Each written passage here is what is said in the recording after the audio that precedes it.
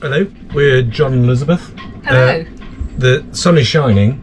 But it's blowing old boots. Blowing up, yeah. I think it must be, what, gusting? Oh, 7, 8 maybe, something like that. Something like that, yeah. We're in Loch Boisdale. We've had a very interesting week sailing down the inside of the Outer Hebrides. Hope you enjoy this video. Thank you very much for watching. Yeah, thank you very much.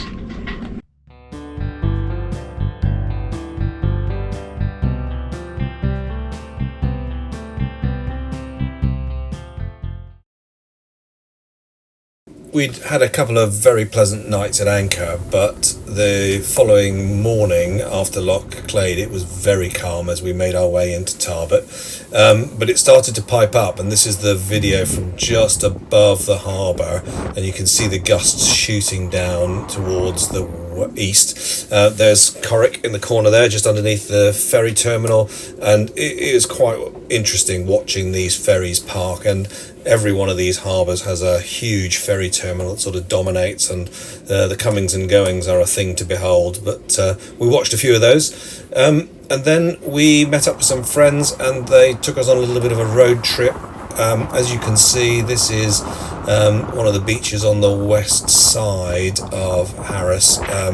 It was blowing quite a bit. It got a little bit sandblasted as we walked amongst the dunes, but the scenery was undoubtedly pretty spectacular, and we had a very pleasant time indeed as we explored Harris.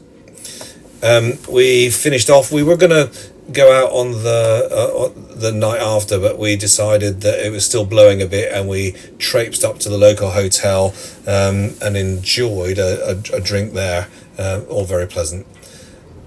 We then left on the Monday morning, and as you can see it had quietened down quite a bit, but we had a nice breeze and we got sailing down towards the south. This is a difficult decision leaving Loch Tarbert. We had some friends and we stayed with them for a couple of days, Which was fantastic. which was really lovely. But we were all watching the weather forecast. David And the plan was to leave on the Sunday afternoon. was to leave on Sunday afternoon, but we got down to the boat, and it could have been just the local effect of the wind blowing in from the west over the gap between West Loch Tarbert and East Loch Tarbert, or it could have just been a bit horrible. So in the end we spent the night on board in East Loch Tarbert, and we didn't sleep brilliantly well. I mean, even though we were alongside, the wind was howling, so I was awfully glad that we didn't go. And we had a lazy start on the Monday morning. Then we bagged in 3 reefs. 2? Was it 2? 2. 2 reefs, yeah. And then headed down to Loch Finsbay. Finsbay, yeah. And I'd sort of got into my head that the Hebrides is north-south, but actually going from Tarbert, going from Tarbert to Finsbay was a little bit more like southwest. The wind was in the west, so the sea was reasonably flat, but it was properly gusty. But we had a brisk little sail to Loch Finsbay. Yep. Climbed up into the northwest corner of the loch, put the anchor down, and then the wind just dropped, probably at about 9 o'clock. By midnight it was still as a still thing, certainly where we were, probably still a bit of gradient outside. And had a lovely sleep.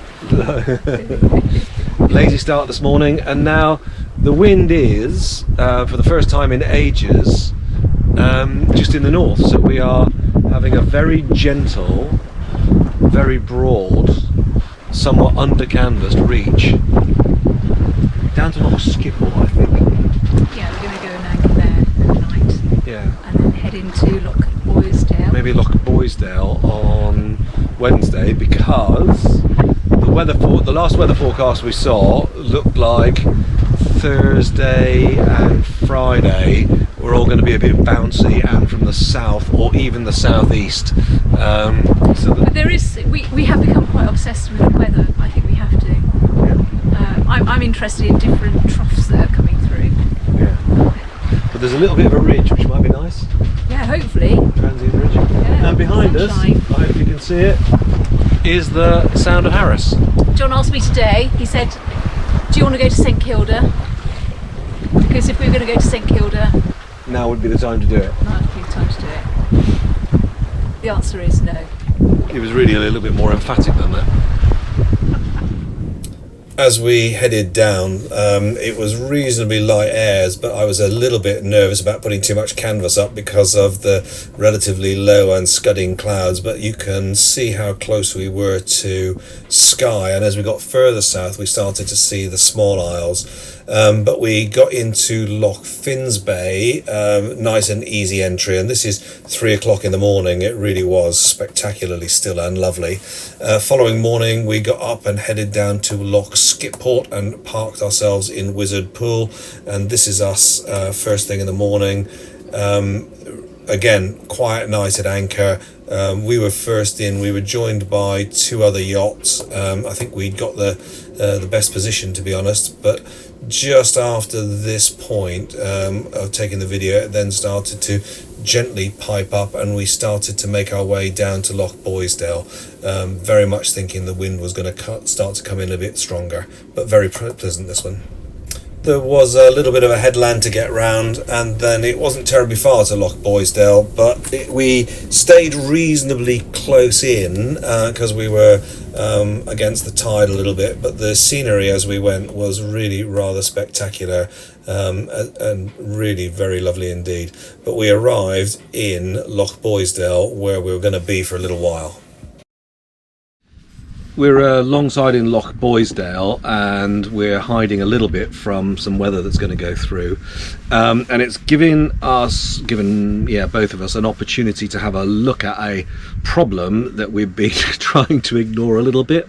So every now and again we find a tiny bit of water, sometimes a reasonable amount of water, sometimes not much more than an egg cup, sometimes as much as half a pint, in the port side locker behind the saloon berth, just in one of the compartments.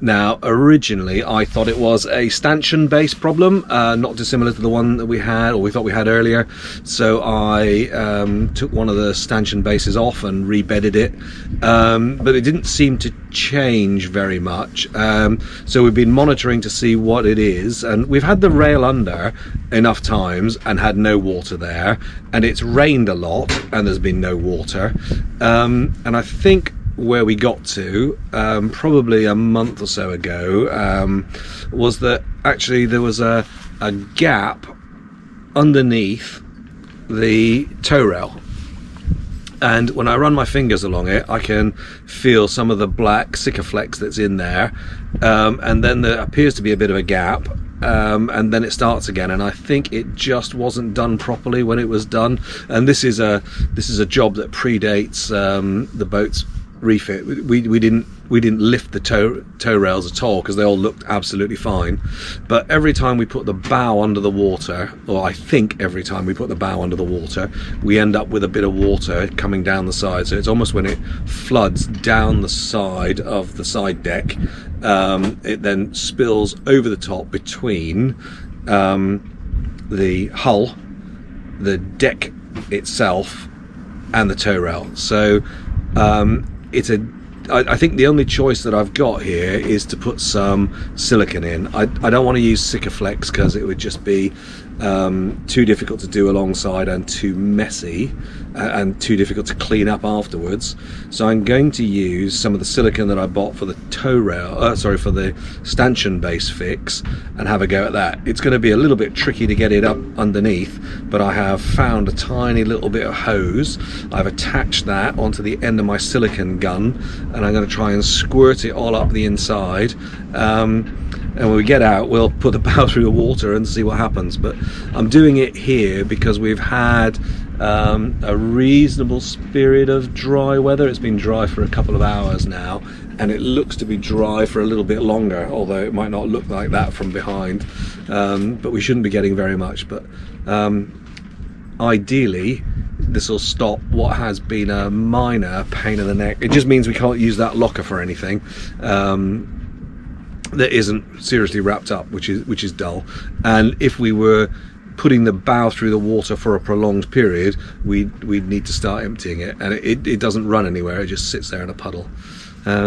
So here goes, and fingers crossed. So I think as I go down onto the tow rail from about here, if I feel underneath it, I can feel the silicon, the Sikaflex, and I can sort of get a little mark of it. After this point, it gets very thin, and it stays very thin all the way to about here. Now, where the water is coming in is directly underneath this point, right at the back of the shrouds and by this stanchion base. And as you can see, I rebedded that and then put a plug of silicon on top, and I'm pretty sure that's not it. It's definitely underneath, so we'll have a bit of a go at that. Getting the silicon underneath the tow rail really was quite a tricky sort of job, and the piping worked for a little while, and then, as you might reasonably expect, squeezing the silicon out through the tube, it started to come off. But by that stage I'd got most of the stuff under there, and I was able to run the fingers underneath in order to smooth it out. So I'm optimistic that we have at least stopped a bit of the flow. Loch Boisdale itself is really enormously sheltered. There's there's an island on one side, causeway on the other two, a little bit of an opening up to the north, and it's used both for yacht and a little bit of commercial. While we were there, there was a little bit of a festival going on, so we popped up to the hotel. You can see there in the background, and there was this gang going on in the hotel bar, and really a lot of fun.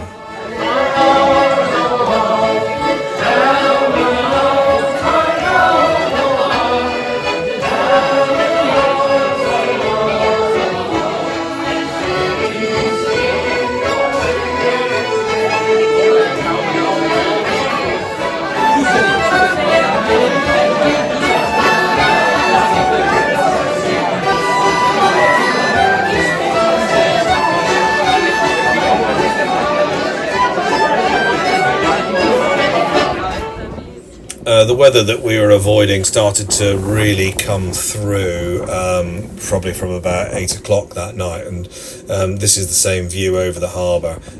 Wind absolutely gusting down the harbour entrance. You can see the ferry in the distance there, sheeting with rain. Yeah, I went on board and measured about 35 knots of breeze on our anemometer, and this is Elizabeth stepping on board, giving us a little cheerful wave, but we were rocking and rolling alongside, even surrounded by the breakwater and the boats in the harbour. We made the decision to leave Tarbert, as you saw, and had a couple of very pleasant nights at anchorage on the way down the inside of the Outer Hebrides, North Uist, Benbecula, and we're now in South Uist, and we're probably going to be here for a couple of days.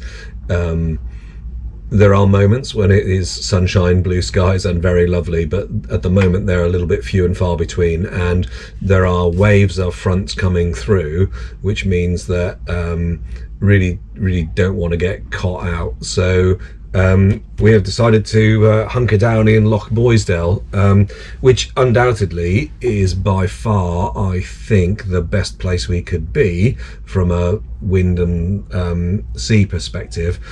Just not the most exciting town. There's a hotel, although there was some stuff going on in the hotel last night, which was all very pleasant. But yeah,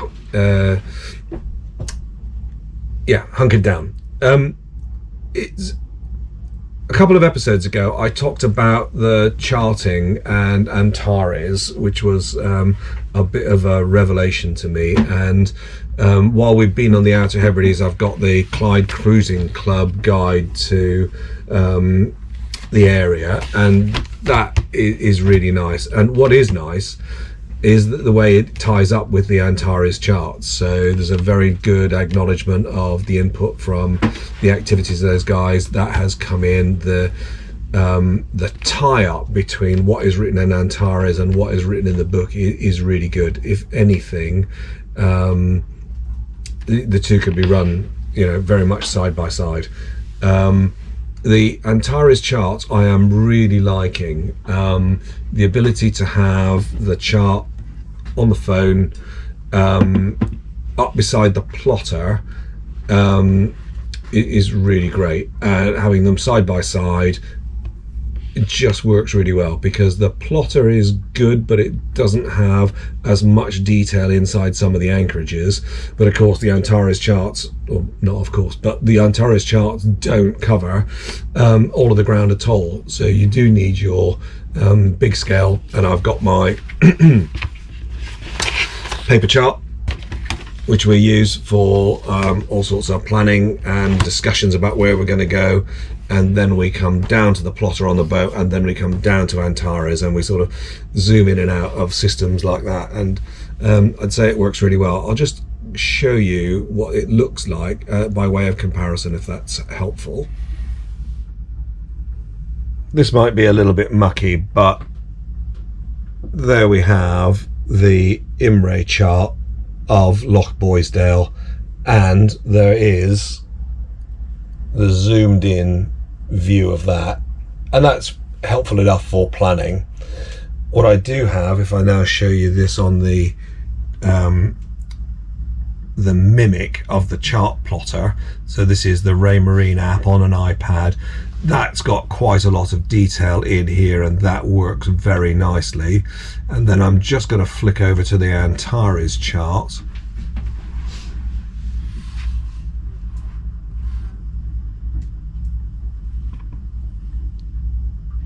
and if I zoom in there, what you can see is that they have charted some of it. They've definitely said where they happen, and there's some very good notes up here in the corner explaining exactly what they've done and what they recommend.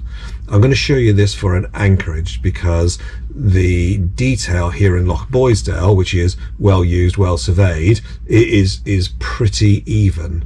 But hold on just a minute and I'll show you where this came into its own.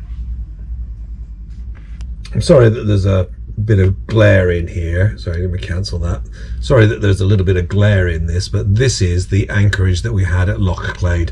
And as you can see from our chart plotter, there isn't much in the way of detail. But if we go to the Antares chart, well, this is the Antares chart of the same place, and as you can see, there's considerably more detail, and nice little bit of text here about the anchorage itself, giving you easy to understand directions on where to go. And we had a very nice night there, and I don't think I would have gone in here, sorry, I'm pretty sure I would not have gone in here without this charting system to hand. It's been an interesting week, and we're not the only people who are hunkered down here in Loch Boisdale. Quite a few of the other boats here are looking at the weather and saying a couple more days. Ideally, it'll go nice by the weekend, sorry, late in the weekend, early in next week. But it's a very different bit of sailing from what it was 3 or 4 weeks ago when and I think we've got to make some big decisions about whether we continue to stay on the Outer Hebrides or start crossing over. Yeah. So you meet lots of people who have got local knowledge, quite interesting, and they were saying that you don't want to be stuck, especially in Barra, because it is very, very open. Yeah, where we are just now in Loch Boisdale is the best place to be in a storm. And the harbour master, Donald, brilliant. He said, what would you like fish-wise? And he had a live lobster, but we don't have the ability to cook one. But he gave us a whole load of scallops. Scallops. So we're looking forward to supper. Thank you very much for watching. Thank you.